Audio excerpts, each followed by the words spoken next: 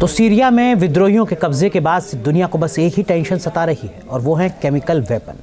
क्योंकि विद्रोहियों ने जिन इलाकों पर कब्जा किया है उनमें से एक शहर ऐसा भी है जहां पर केमिकल वेपन मौजूद है।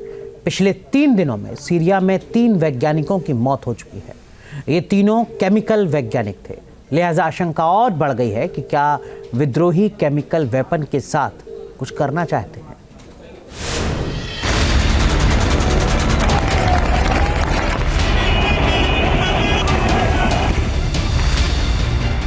असद देश छोड़कर भागे, केमिकल वेपन का क्या होगा आगे?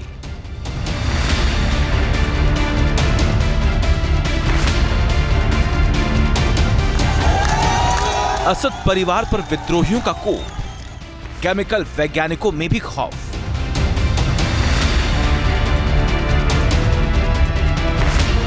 सीरिया के राष्ट्रपति असद तो देश छोड़कर फरार हो गए। राजधानी दमिश्क सहित सीरिया के 6 बड़े शहरों पर विद्रोही गुटों का कब्जा हो गया है। विद्रोहियों के कब्जे में सीरिया का क्विरेस एयरबेस है। विद्रोहियों के कब्जे में L-39ZA ट्रैफिक एयरक्राफ्ट भी है। लेकिन दुनिया को सबसे बड़ी चिंता तो केमिकल हथियारों की, क्योंकि सीरिया के पास केमिकल हथियार हैं, भले ही वो दुनिया से छिपाता है। और अब सीरिया से लगातार केमिकल वैज्ञानिकों की मौत की खबर है, जिससे दुनिया परेशान है। मीडिया रिपोर्ट्स के मुताबिक सीरिया में पिछले 3 दिनों के अंदर 3 वैज्ञानिकों की मौत हुई। इसमें केमिकल वैज्ञानिक ज़हरा हिमसिया डॉक्टर हमदी इस्माइल नदी सीरिया की राजधानी दमिश्क में अपने घर पर मृत पाए गए। इसके साथ ही दमिश्क में एक और वैज्ञानिक की मौत हुई।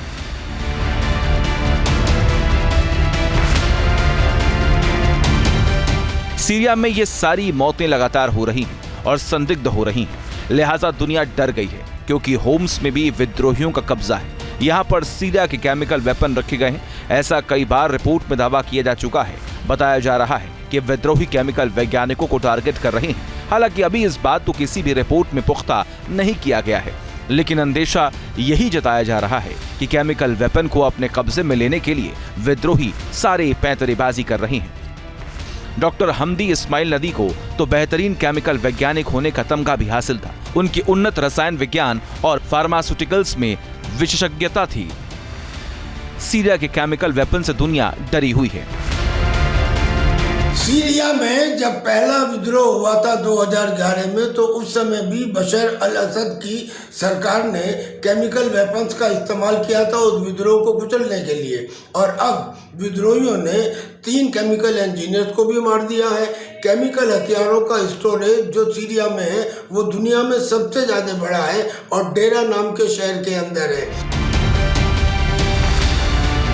फ्रांसीसी खुफिया रिपोर्ट ने 2013 में दावा किया था कि सीरिया के पास करीब 1000 टन रासायनिक हथियार हैं।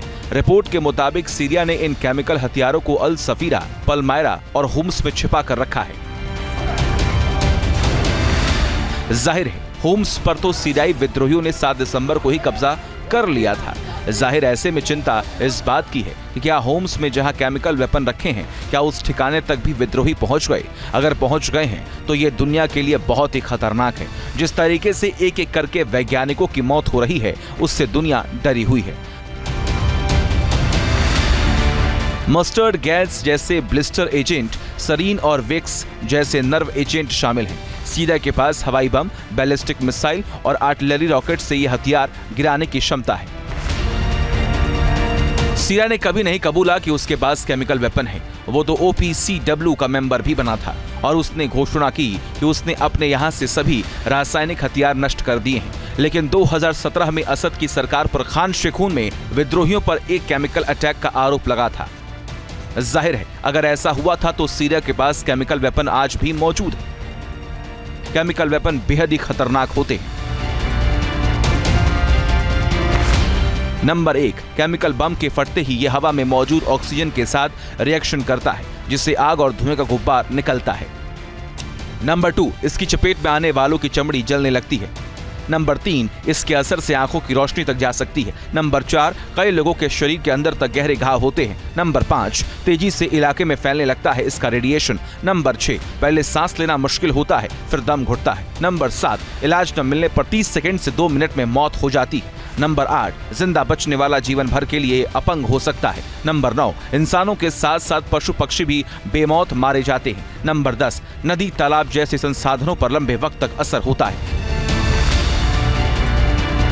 सीरिया में जिस तरीके से जंग आगे बढ़ रही है, विद्रोहियों ने असद सरकार को डिरेल किया। उसकी वजह से केमिकल वेपन को लेकर दुनिया डरी हुई है।